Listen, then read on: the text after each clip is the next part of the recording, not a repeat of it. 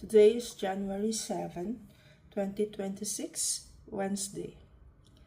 First reading is taken from 1 John 4:11 to 18. Beloved, if God so loved us, we also ought to love one another.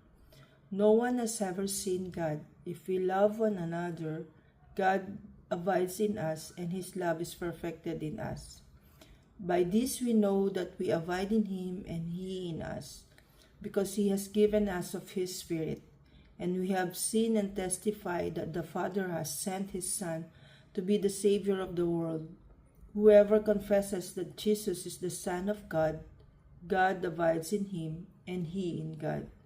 So we have come to know and to believe the love of God has for us. God is love, and whoever abides in love abides in God, and God abides in him. By this is love perfected with us, so that we may have confidence for the day of judgment.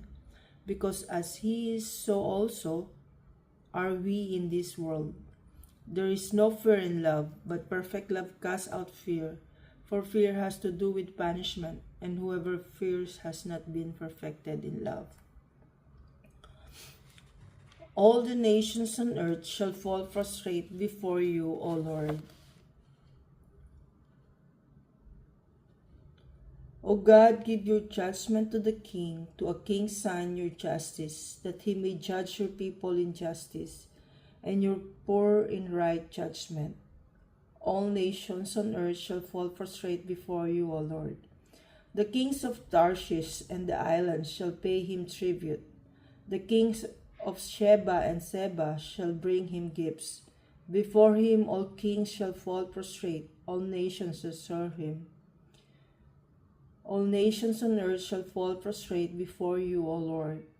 For he shall save the needy when they cry, the poor and those who are helpless. He will have pity on the weak and the needy, and save the lives of the needy. Alleluia, alleluia. Glory to you, O Christ, proclaim among the nations. Glory to you, O Christ, believe in the word. Alleluia. Today's Gospel is taken from Mark chapter 6, verses 45 to 52. After the 5,000 men were satisfied, Jesus made His disciples get into the boat and go before Him to the other side, to Bethsaida, while He dismissed the crowd. And after He had taken leave of them, He went up on the mountain to pray. And when evening came, the boat was out on the sea, and He was alone on the land. And He saw that they were making headway painfully, for the wind was against them.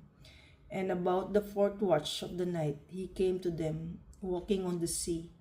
He meant to pass by them, but when they saw Him walking on the sea, they thought it was a ghost, and cried out, for they all saw Him and were terrified. But immediately He spoke to them and said, Take heart, it is I. Do not be afraid. And He got into the boat with them, and the wind ceased, and they were utterly astounded, for they did not understand about the loaves, but their hearts were hardened. This is the word of the Lord. Trusting God in the storm. As Jesus sends His disciples to the shores on the other side of the lake, He called them to venture into the uncharted territories of God's possibilities. This journey is not for the faint of heart. Turbulent storms and struggles will arise. Yet Jesus, seeming delay in rescuing His disciples, reveal a profound truth. We must first exhaust our own strength to truly discover the depths of God's power. In the waiting, we learn patience and humility.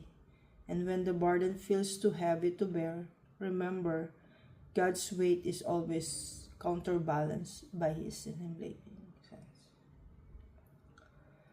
As you face challenges, remember that God's grace is your strength.